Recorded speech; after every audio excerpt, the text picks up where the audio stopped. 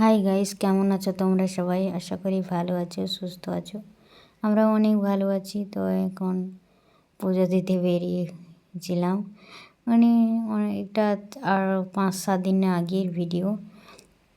তো কিছু সময়ের কারণে দেওয়া হয়ে ওঠেনি। দুই বোন যাব, আমার বোনের ছেলেটা যাবে, বোন পুজোর ডালাটা নিচ্ছে। আর এদিকে ওই বাবাই হচ্ছে দরজাটা লাগিয়ে দিচ্ছে, বলছে তোমাকে যেতে দেবো না, এরকম একটু বদমাশি করছিল। তো যে প্রচুর রোদ বেরিয়েছিল, তাই আমরা গাড়িতে করে যাব গ্রামে, যদিও কিন্তু এত রোদ।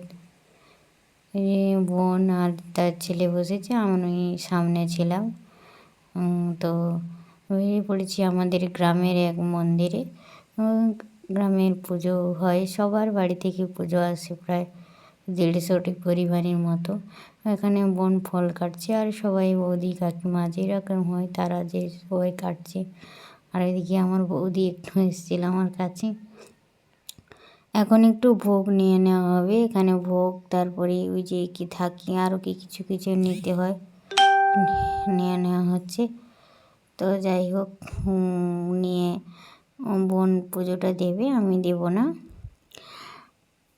রোদের কারণে আমার শরীরটা খুব খারাপ ছিল।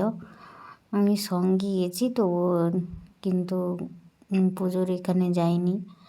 তো যাই হোক, বোনকে বললাম তুই দিয়ে দে পুজোটা, আমি যাব না।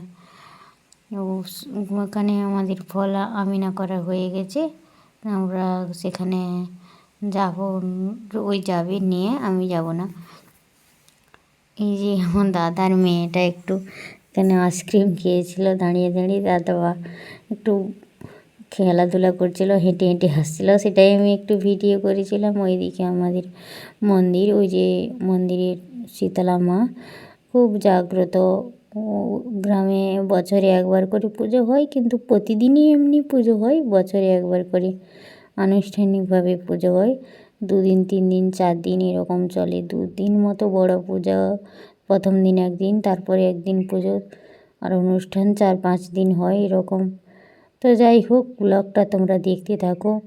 যে আমাদের গ্রামের সব বোনেরা, বৌদিরা, কাকিমারা সবাই ছিল, যে যার প্রণাম করছিল, আমার দাদার মেয়েরাও ছিল সবাই।